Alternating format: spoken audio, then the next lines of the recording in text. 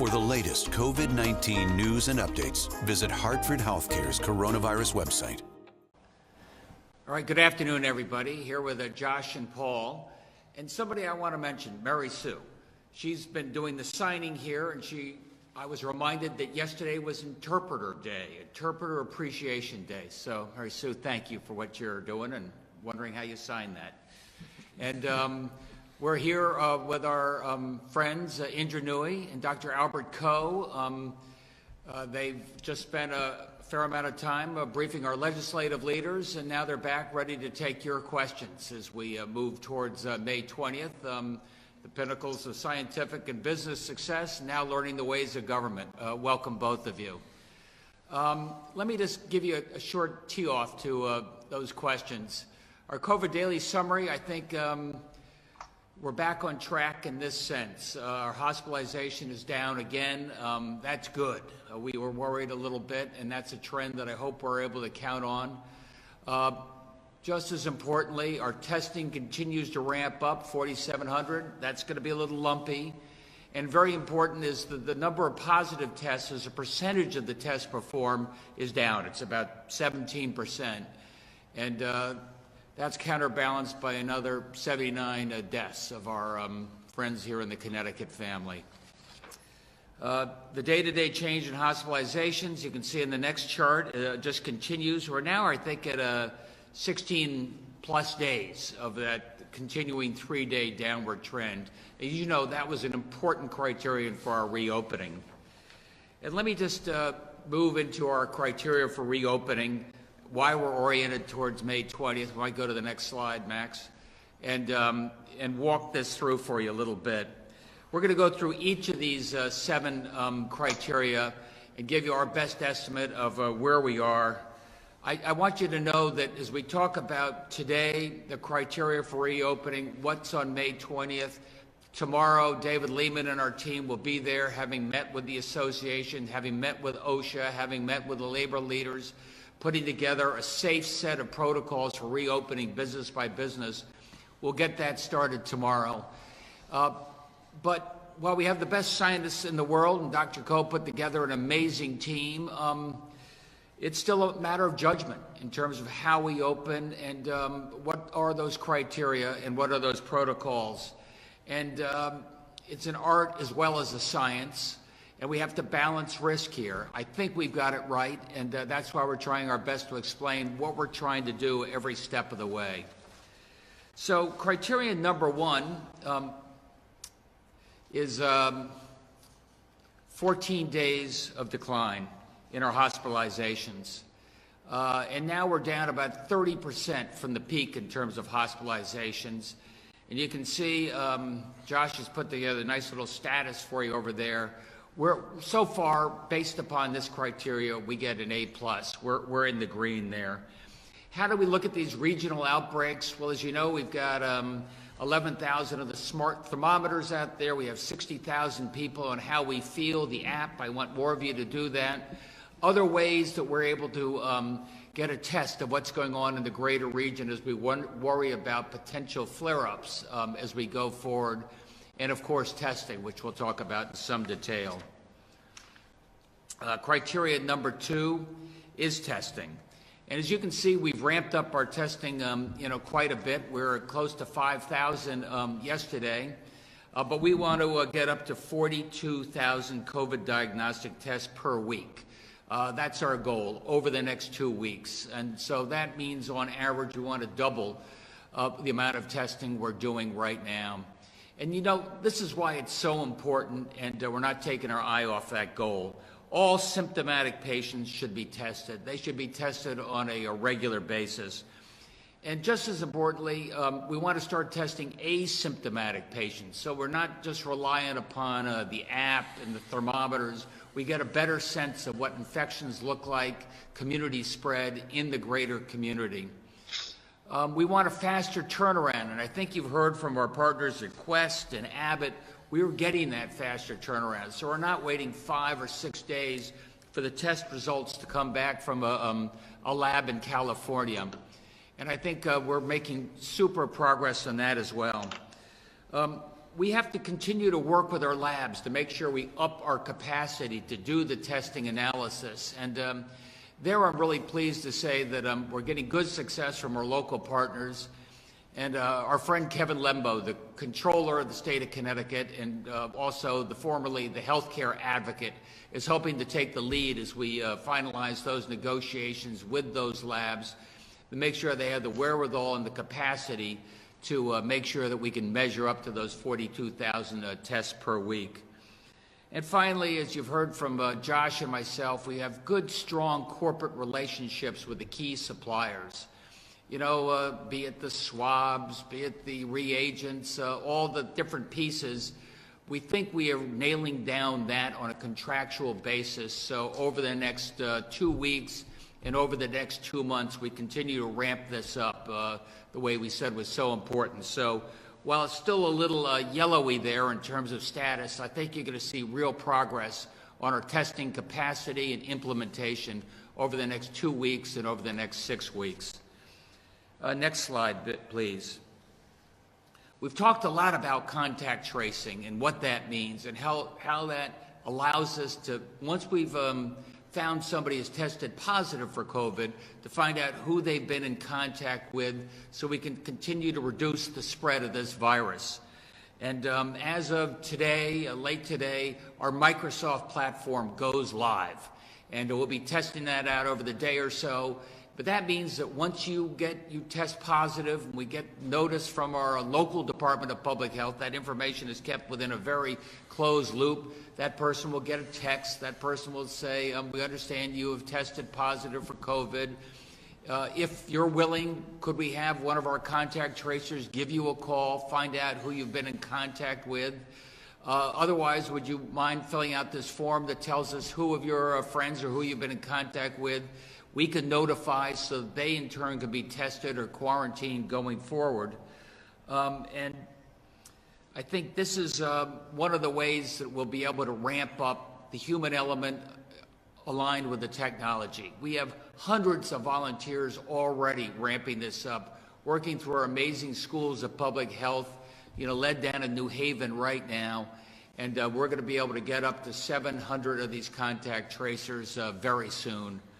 And Kristen Soto, I think you remember, she has appeared in one of our weekly briefings here, and she's taken the lead there. She's been doing the contact tracing for some time in our Department of Public Health. It's a time-honored in terms of measles and mumps and other places. Obviously, this is a much higher factor. I think we're off to a good start there. We have a way to go, so that's still in yellow, but you're going to see a big difference over the next 2 weeks and over the next month. The next criteria number 4, I cannot overemphasize how important it is to focus on our vulnerable and high-risk populations. It's the right thing to do, as I've said before, and it's the smart thing to do. And we know the complications and the fatalities in these vulnerable populations.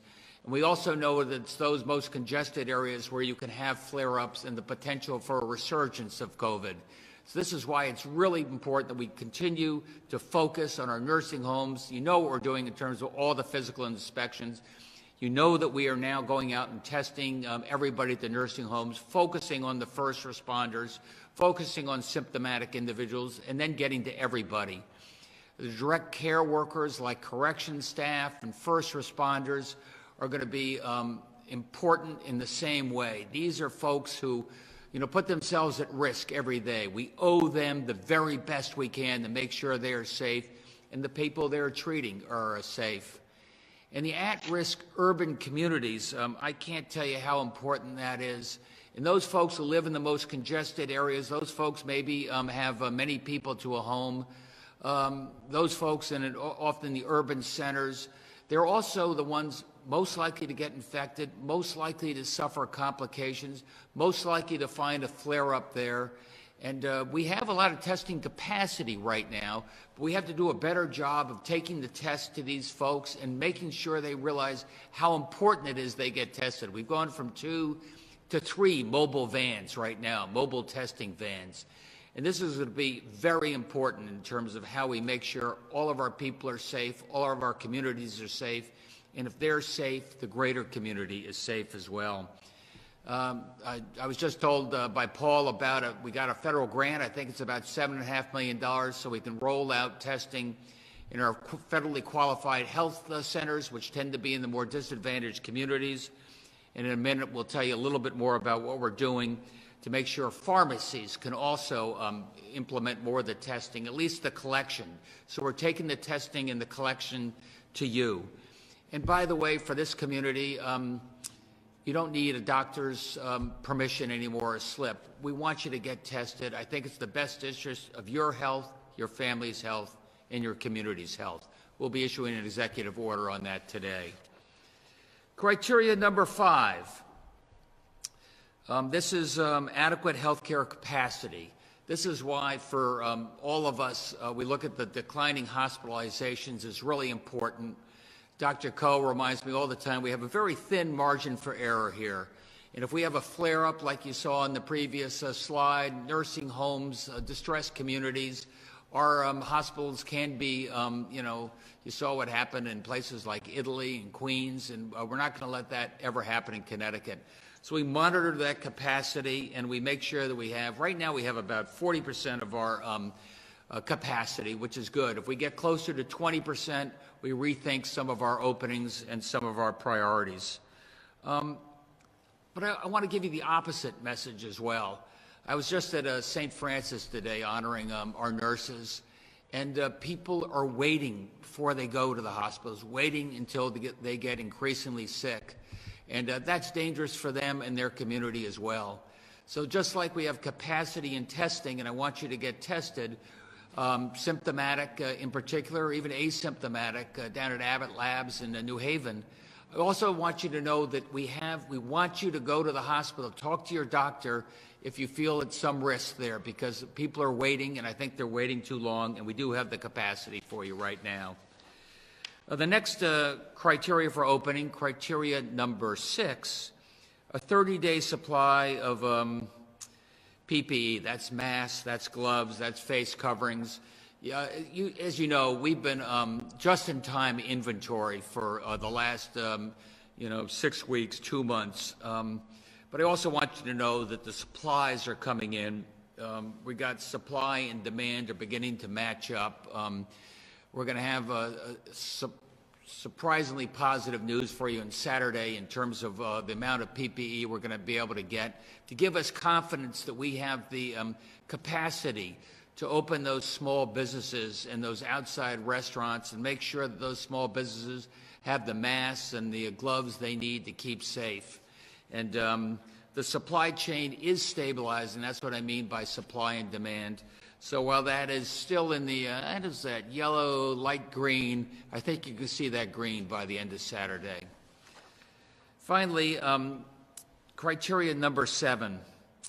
This is the standards and regulations we have for reopening.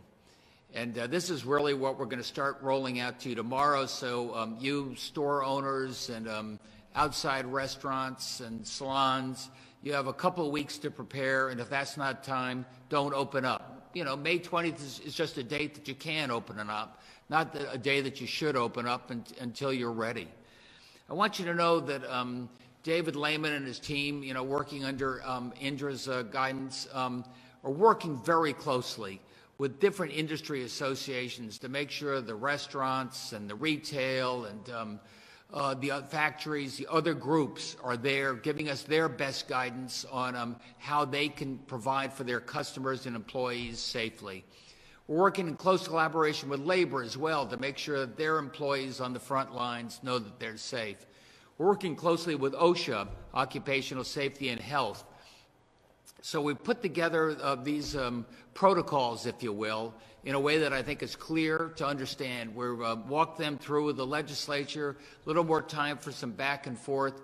We're going to start unwinding those for you tomorrow with Layman and the team so you get a better idea of what you can plan for if you're ready to open on May 20th.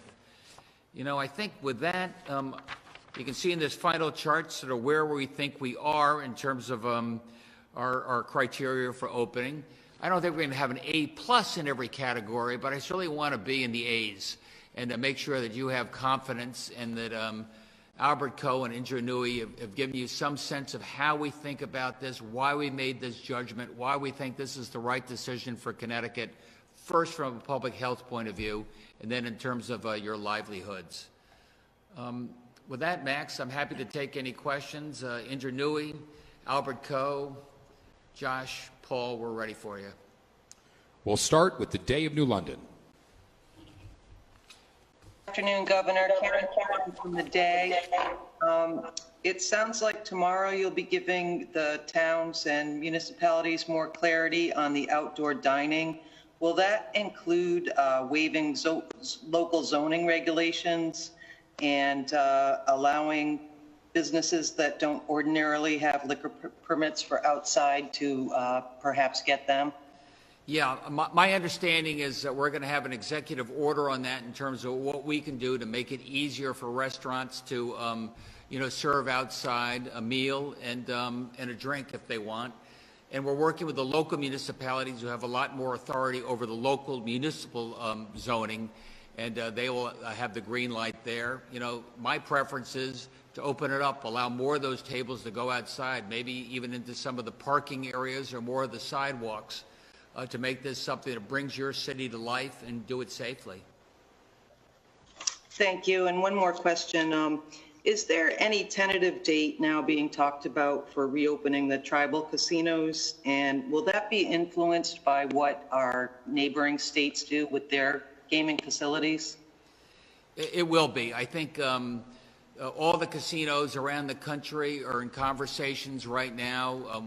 Paul and I had a good conversation with Mohegans and Pequots just the other day, thinking about how we can do this safely. I don't see this on May 20th, but we are working collaboratively on this. CT News Junkie. Thanks, Max. My first question is for Josh. Josh, what's the current situation with PPE? There on Friday when we spoke, it was 62 million in outstanding orders. Have those been fulfilled? And I'm hearing from a nonprofit group home that they've only received 50 and 95 masks, and they have 1,700 employees. So on the second question, if we've been fulfilling dozens and dozens of orders every day through our mutual aid programs for partners, direct care providers who have needs. So if there's a particular issue at a site, they need to bring that up through the state agency that is responsible for them, and then we're fulfilling orders where the need exists.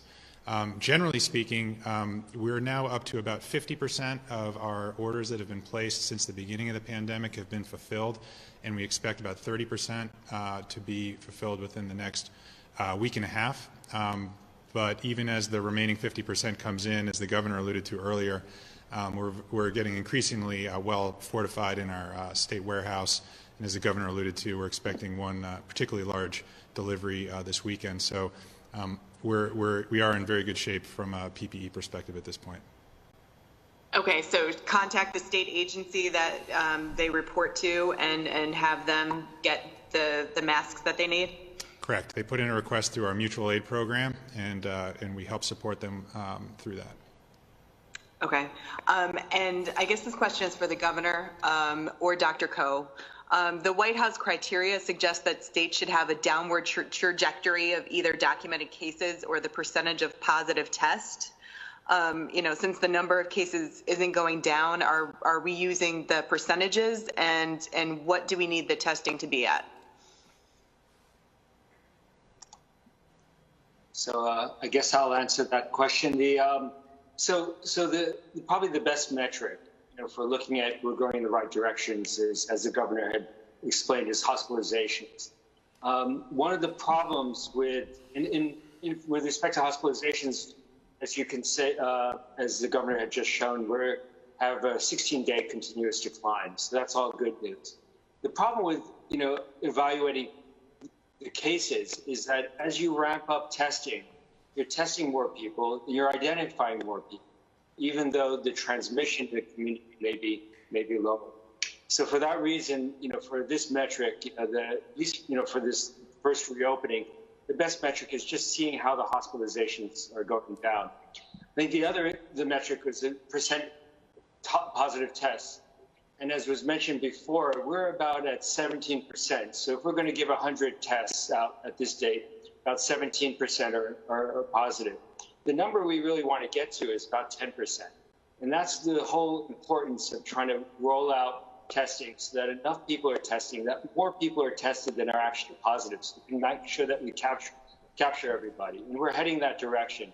But I think, again, the most important criteria is the hospitalizations, because that gives us a window on what happened in the infections in the community. Move along next to the Waterbury Republican American. Yeah, I'm going to have a couple of questions here.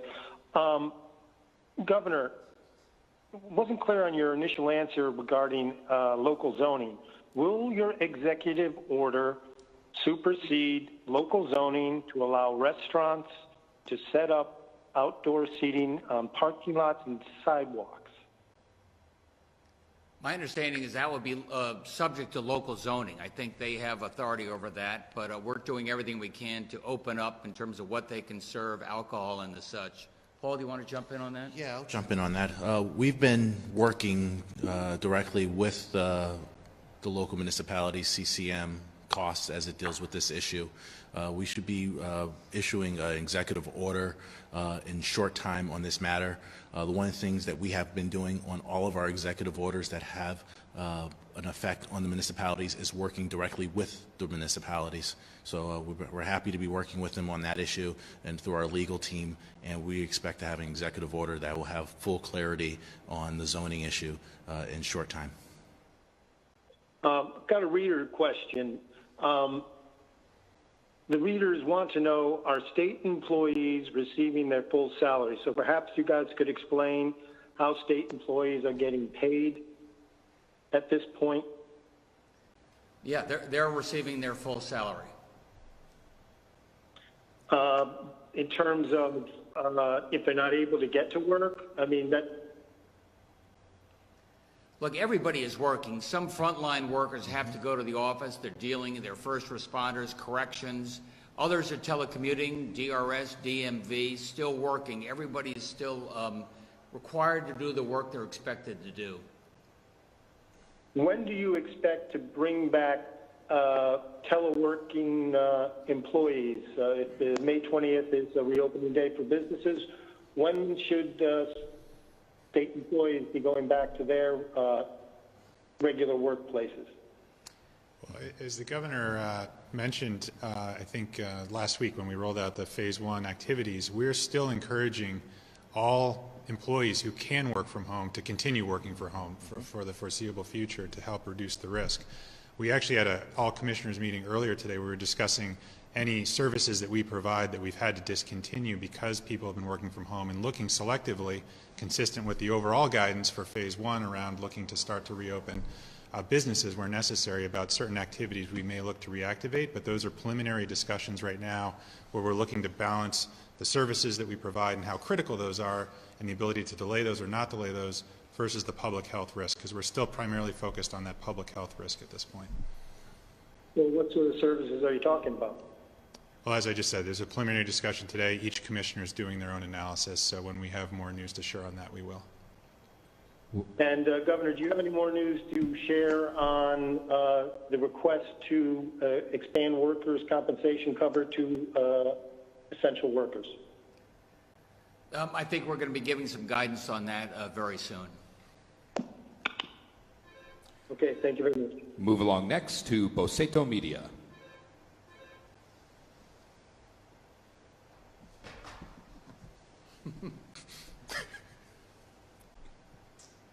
WTIC 1080 News. Good afternoon.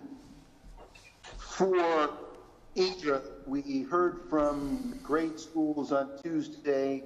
We heard from the colleges yesterday about backup plans, and everyone seems to be very serious about concern that this could all backslide this fall. Where's your concern level on that?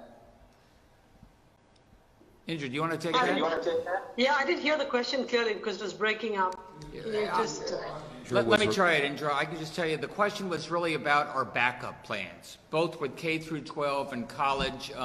If we find ourselves in June and July, we see another flare-up, we see a resurgence, we gave advice to our schools. What is your backup plan? Colleges, how do you distance learn? That was the question. So both Commissioner Cardona and the colleges and universities are developing their individual plans. All have a backup plan for online learning in the event there is a outbreak again. And this plan can be triggered up to 2 weeks before the announced opening date of a school or college or a university. And so even this afternoon when I got off the phone with somebody, they said that if they're going to open, let's say the day after Labor Day, 2 weeks before that, if there's an outbreak, they can actually reverse and go to online teaching. So they're developing both plans side by side. That's the world we live in today. And should folks expect the virus to be on campus? Linda Lorimer said yesterday that it's really inevitable that some students are going to get it when after they come back. And that's why they talked about testing, and more testing of the students. Because when you have residential halls and everybody's in such close contact, we have to up the testing, we have to increase the contact tracing, and we've got to have the ability to isolate those that exhibit the symptoms and those who came into contact with them. So it's a very deliberate plan. Think of the colleges and universities plan as a microcosm of the state. So we're just going to have to do that in a college environment regularly. Move along next to CT and Vivo. Thank you, Max. This is Oscar with CT and Vivo. So, Governor, I have a question about the Department of Labor. The call centers, seem to be closed or not working over the phone. People have been applying to, receive employment benefits. If people is not receiving or not getting any information from them, are you thinking, or when are you thinking to have the call center back again and people can communicate over the phone with the DOL? Well, I'll start with this. The call center is open. It's overwhelmed by calls. That said, we have, I think, paid over 90% of the regular unemployment claims. The $600 supplemental coming from the feds has been delivered as well. My understanding is that for those self-employed, reapply, that is now functional, able to get to you. We got most of the backlog taken care of for the general, and for the self-employed, we're going to have that taken care of very soon. Okay, Governor, I think you mentioned this, but I think I didn't hear if you can clarify on this. So people that feel the symptoms of the coronavirus and need to be tested, and they don't have a doctor, to refer, how is people going to be able to get tested without the doctor's note? The answer to that is yes. Abbott Labs, New Haven, you've got it. The federally qualified health centers, you've got it. If you have a doctor's note, even better. But we're going to take care of you. We want you to get tested. And I'll also add that we have additional capacity at the CVS Abbott Lab site in New Haven. We ask all Connecticut residents to go to that site to get tested. We want to make sure that we get all of our Connecticut residents who need to be tested. And Paul, that includes the people that do not have insurance? Health insurance? Correct. Okay, thank you. Move along next to Fox 61. When do you expect to release daily hospital discharges? So that's actually in our metrics package we're releasing tonight. Yeah. Perfect. And then you mentioned guidelines that businesses and restaurants will have to adopt within the next 2 weeks before opening on May 20th. What are some of those specific guidelines besides social distancing and, say, wearing a face mask? Well, for the restaurants, as you know, outside only. Tables are going to be 6 feet apart. Somebody's bouncing off there. What are some of the other guidelines? Yes, some of the other guidelines is it deals with appropriate PPP, into making sure that you have those right guidance. In addition, it's also guidance that's also going to be protective of not only the employers but also the employees. If you're going into retail areas, making sure that you're wearing the appropriate face mask. So it's going to be a very well-developed guidance, as Indra and Dr. Ko stated, working with some of the brightest and top minds that we have, especially on the OSHA side.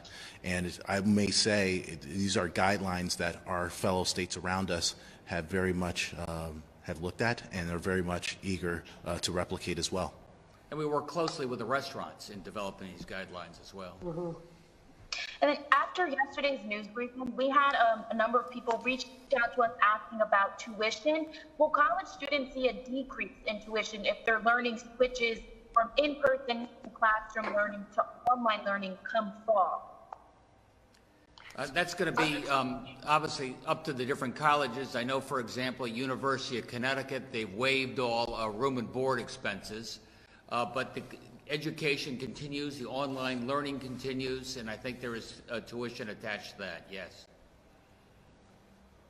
Move along next to Channel 3 Eyewitness News.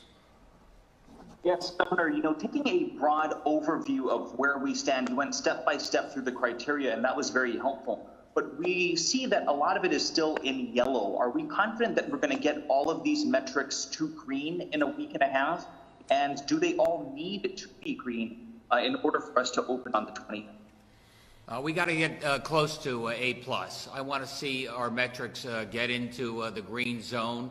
Look, if we're a little off on one or two, we'll make a judgment on that. But I feel very confident that we're moving in the right direction. May 20th is a good date. These are the 7 criteria that, Indra and Albert laid out, probably a few weeks ago now, and I think we're keeping to them.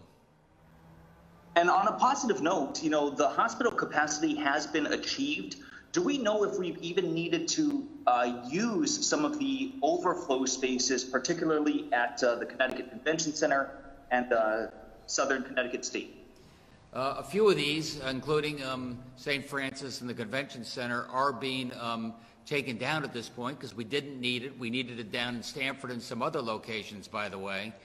And also, we're ready to go. If we find there's a flare-up later this fall in the flu season or people relax on social distancing, we can get this set up again pretty fast. We found out you can do it in about 2 days. News 8.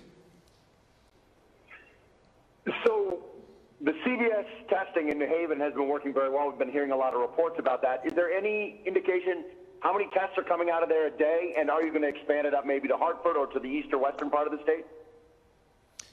Yeah, so we've been seeing around 300 or 400 tests a day coming out of CVS. So there's as Paul said before, there's significant capacity there. I was actually on their website this morning, and there were appointments available all day. So as the governor said, if you're symptomatic, if you have any of the symptoms of COVID, please go to that site and get tested. It's probably less than an hour drive for 80% of the people in this state. But to your point, we're opening up a lot of other sites as well. The governor alluded to some of the other partnerships that we're working on with our federal health centers and our communities, mobile testing facilities. So we're doing a tremendous amount of work right now to increase the opportunities for people to get tested, going closer to them and into their communities. And as far as a marketing plan, we had heard, do you have any updates on where the other states are that you've been keeping track of that have opened? How many people are returning back, and what kind of a marketing plan you could look at? I'm not positive about that, but I tell you what I do believe. I believe I got to do a better job in terms of public health and education to remind people that we have capacity. We want you to get tested. It's in your interest, your family's interest. If you're feeling ill and it may be complications, go to the hospital. Don't wait. I mean, that's one of the first things I can do to get more testing going now. I'm sorry, I was unclear in the question. For businesses reopening, for restaurants, do we look around at like Georgia? And I switched without telling you businesses, my bad. Oh, for so the what are you looking at as far as a marketing plan to tell people we're open, it's safe, come back? And how has it been going in the other states like Georgia? So maybe I can take this. Take that, would you? I think in the suburban areas, the restaurant traffic is a bit slow. In downtown areas with a lot of young people, restaurants are more packed than they should be in many states. What we have in Connecticut is just outdoor dining, and we have a very specific plan through digital media that we're going to start very soon to start giving people some comfort that it's okay to go to these restaurants and sit outside and enjoy a meal. Now, I want to be clear. It's going to take a while for people to get comfortable, to see the face masks, to see how these tables are set, and the fact there's going to be disposable menus. The waiters are going to have gloves. It's going to take some getting used to. It's a new way of life. But our hope is that over 2, 3, 4 weeks after May 20th, people will start to get a little bit more comfortable and life will start getting to normal. Remember, we used a very critical word in the last week's press conference on this topic. We're taking baby steps to start getting businesses ready and consumers comfortable with frequenting these businesses, whether it's retail or restaurants. So this is going to be a slow process. The marketing program will continue, and we're going to keep giving consumers confidence that they can go back, and we worry about their health as much as we can. Let me just follow up on what Indra said so well. If the customers don't have confidence, we can open and nobody will go. And that's why these protocols are so important. That's why we have tens of thousands of fever meters that we're going to be able to make available to some of these businesses where you could be in contact.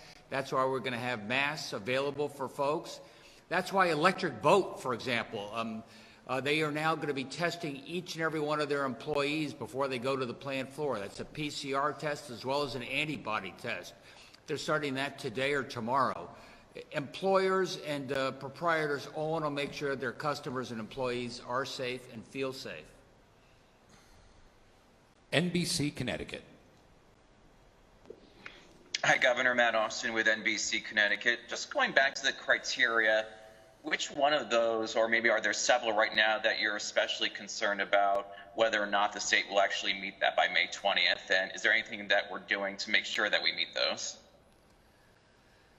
Yeah, I was very concerned about PPE up until maybe a couple of weeks ago. Everybody had promised the orders were arriving, and I was from the Show Me State. They are now arriving. I feel much more confident on that. I feel very confident on hospitalizations, which for Dr. Cohen and myself are a key metric. I suppose we have great corporate relationships, good lab relationships. When it comes to the testing, I feel like we're going to get the capacity up there. Whether I make sure that everybody is actually getting tested, that's something we're going to have to work on. And I just know that the federal task force, specifically Dr. Birx, had raised some concerns about some businesses, nail salons, hair salons, barbershops being involved in phase one. Does the Connecticut task force have a similar concern? Because right now they are involved with phase one. Well, I'll start and then hand it to the task force. Look, I had some concerns. These are places where social distancing does not come, it's not as obvious. And yet we talked to an awful lot of proprietors, we talked to an awful lot of customers, how important it was that on a very limited, very strict basis, we see if we can get this going, as Indra said, with baby steps. So you're going to see the protocols in the nail salons in terms of the number of chairs that can be there, perhaps plastic in between those chairs, the nature of the masks and the protection we need, by appointment only. We're going to take baby steps as we get here and see if we can make this work. That's exactly right, Governor. I think the wonderful thing about nail salons and hair salons is that they're a source of employment, large source of employment. But we can't turn on a switch and say, let's open everything. So what we're doing is saying, let's put in very strict hygiene conditions. Let's test our way through this so that as the summer goes on, we know how to titrate what we need to do. So when we have to open fully, we know all the steps we have to take. So the hygiene conditions we're putting in are very stringent. You'll see that when the protocols come out. And we want to worry about the safety of the person who's cutting the hair or doing the nails, as well as the consumer. Our protocols worry about both. News 12 Connecticut. Governor Lamont, we're expecting historic unemployment numbers tomorrow morning from the federal government. What would you say right now to everyone in the state that is currently unemployed? I'd say that we have a strong economy that was knocked off its kilter by a COVID pandemic. That if we get this health right, if we do this on a deliberate way, we're going to be coming back, your job's going to be coming back, and our economy will be coming back perhaps even stronger for a state like Connecticut. I'd say I know the hell you're going through. You know, I always tell you what it meant to me being at Rentschler Field and seeing everybody lined up trying to get their 15 pounds of food. And these were folks who had a good paying job just 6 weeks ago, and now they're waiting in line 2 hours in a car to see if they can get enough food to feed their family for the rest of the week. I think we understand the pain and the risks and the anxiety that people are going through, but I am optimistic that we're doing this right and that we're going to get you back working as soon as we can safely.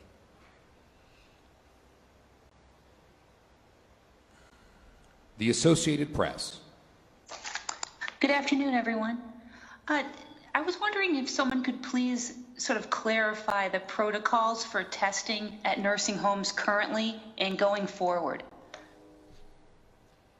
Sure. So we have been constrained since the beginning of this pandemic by test kits and supplies, and more recently we've started to get more supplies. We've been able to increase the amount of testing we've been doing, and as recently as this past weekend, we're now sending teams into our nursing homes to test everyone, whether they're symptomatic or asymptomatic. So we've had 6 nursing homes we went into last week. The teams have been out every day this week. So we're dramatically increasing the amount of testing in nursing homes as supplies have become more available, with support from our National Guardsmen and our Department of Public Health, and some assistance we've had in the state from CDC resources as well. Will they be tested frequently? Is it just a one-time thing? And also, Josh, are you seeing any kind of trends in any kind of order violations against some of these nursing homes?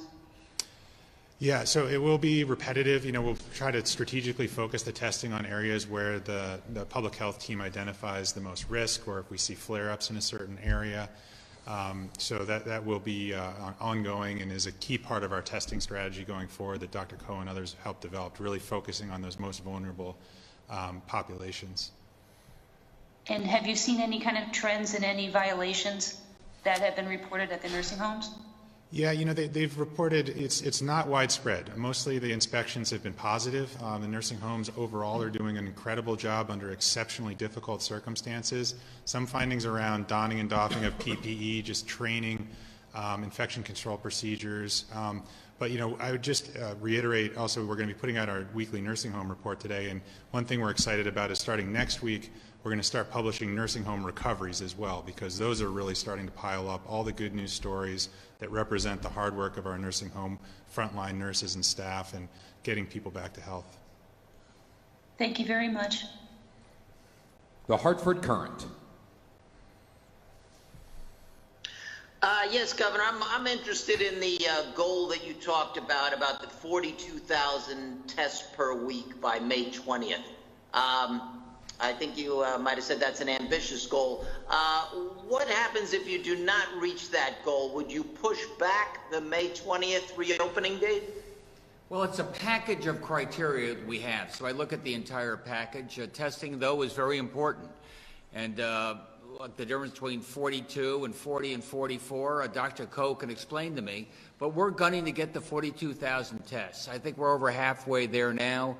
And Josh and I feel pretty confident that we got the lab space and the ingredients we need. Maybe I can just... Dr. Coe, go ahead. Yeah, maybe I can just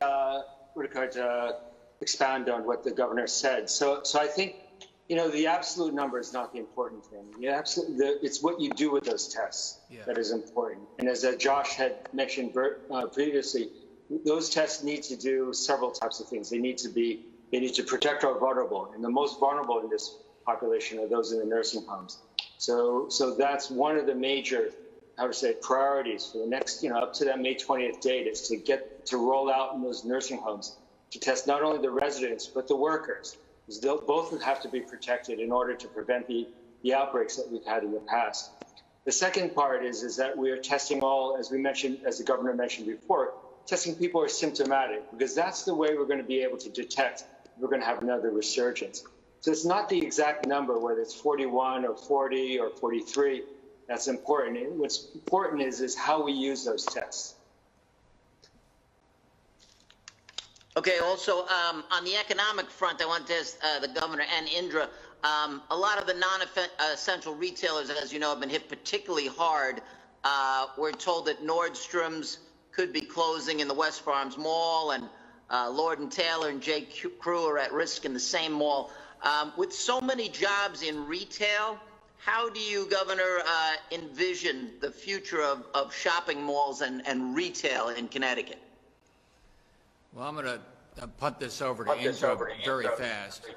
But I think what you're going to find is the consumer will be going back to the traditional retail. Obviously, the online retail is going to get a big kick out of what's happened here in terms of money. We are taxing internet sales transaction, which is helping our tax revenues.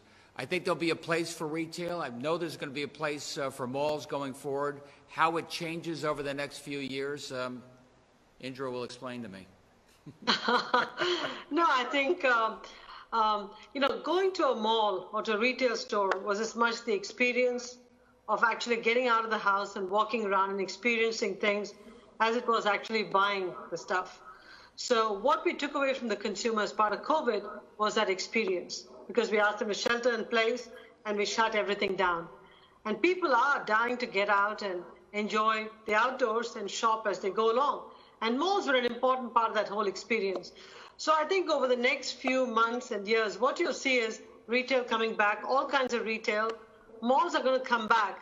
But until COVID disappears, you're not going to find the congregation activities in a mall, the food courts, having lots of people, big families interacting with each other, hugging each other, something I miss incredibly. All of that is not going to be there until we have a vaccine and everybody feels comfortable going back to life the way it was.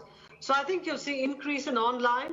You'll still see people going to retail and to malls, but you're going to see a little bit more of a social distancing and less of a community activity in these malls, which is sad indeed, but it's going to take a while for that to come back. Okay. Connecticut Public Media. Ali Rashofsky for WNPR. Have you decided how religious institutions might be able to reopen, and will they be included in that May 20th slow reopen of the state? Yes, I was on with the religious leaders of all faiths again this afternoon. I sent them right over to you, Albert, and Indra. But look, right now we have a limit of 50 people in these religious institutions. I encourage them for now, anything you can do outside is much safer. I said anybody over the age of 60 or 65, I want them to stay at home. These are really key criteria going forward. But they came forward with some very constructive suggestions they're going to talk through with the Reopen Committee in terms of how they think they might be able to reopen on a very limited basis. And again, that includes a lot of the protocols we're talking about for other small business. And a final question, what about places like gyms? When will they be allowed to do a slow reopen? Is there any plan in place for how many people would be allowed in institutions like that? I think the Reopen Committee convinced me that May 20th is too early for gyms. That even if you spread out the equipment, you clean it on a, after each and every person, this is something we need a little more time to make sure we got right. Thank you. Connecticut Mirror. Thanks, Max. Hi, Governor. It's Keith. I wanted to ask you about the nonprofits. I heard Josh mention that they're trying to fulfill dozens of orders every day, wherever the need exists. I know that you got the nonprofits some of their money early in the second quarter of the calendar year.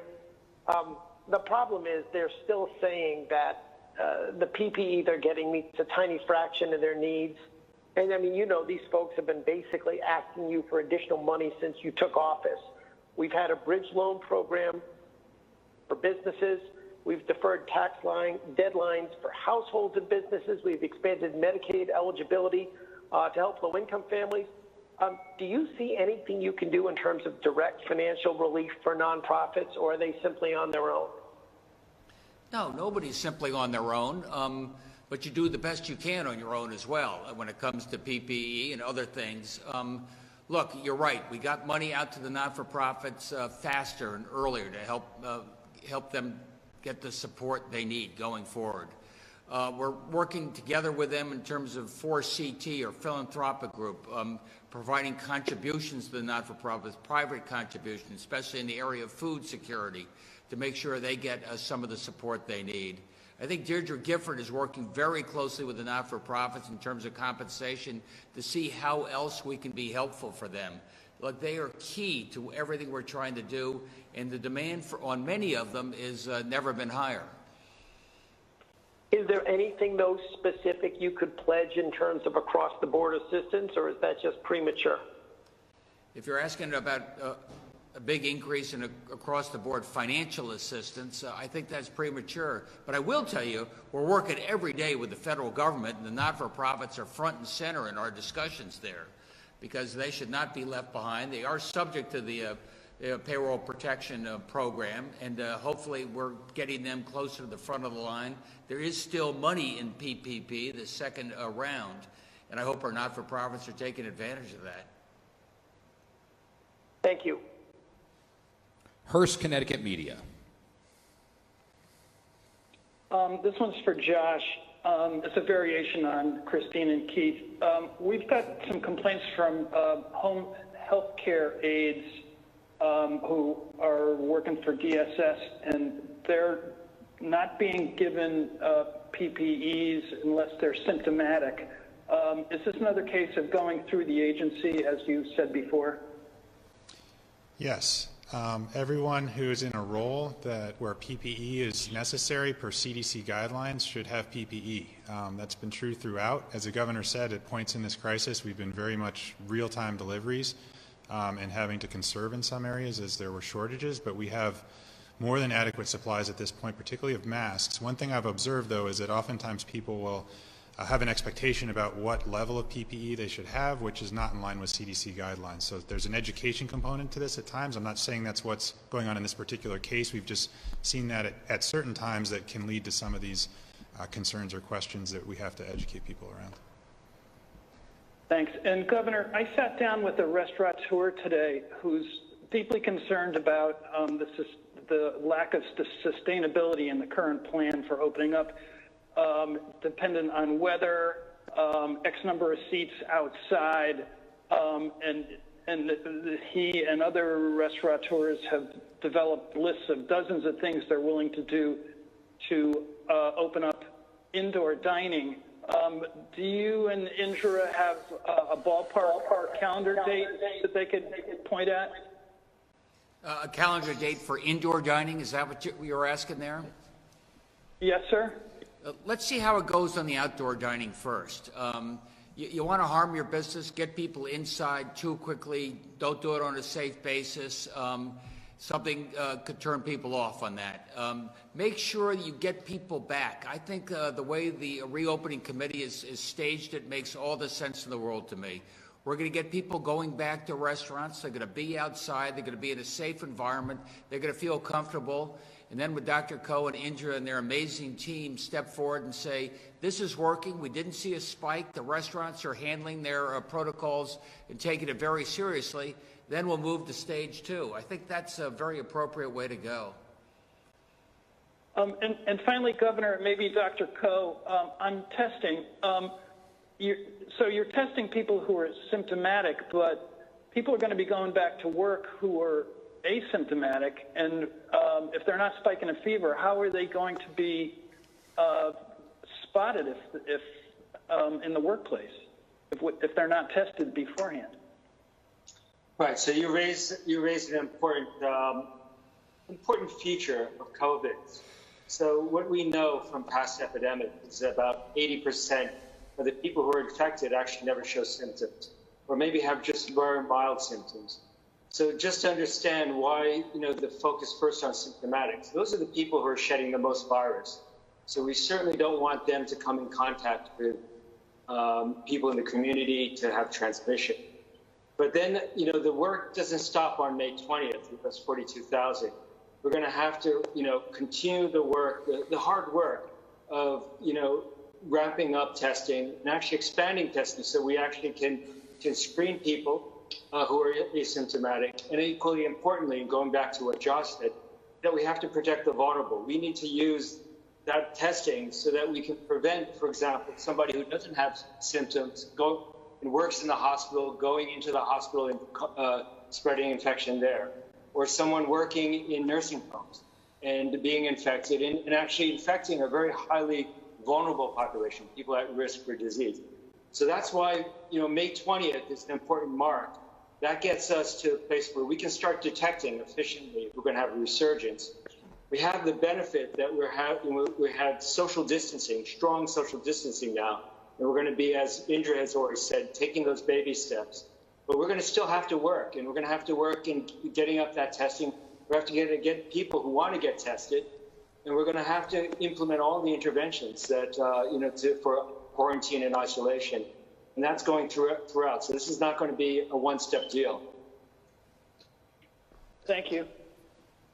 I think that may be it. And I think, first of all, to Dr. Koh and the team of scientists you've put together, those who specialize in infectious disease, those who specialize in testing, those who are leading the way on therapies, the amazing number of people and the dozens and hundreds of hours you have put in.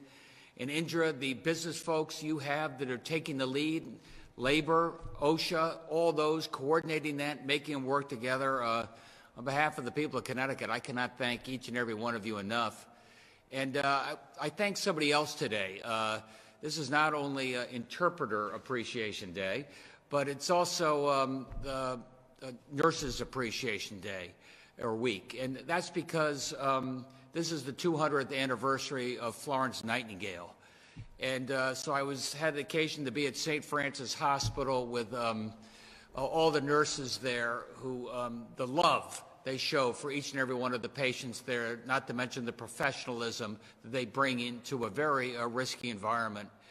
And I just reminded them that I love history. And 200 years later, Florence Nightingale made her name treating troops in the Crimean War. And I just told the nurses 200 years later, I can't remember what the Crimean War was about, but I remember Florence Nightingale like yesterday, and each and every one of you are making the same type of difference in people's lives. Thank you, everybody. Thanks to you guys.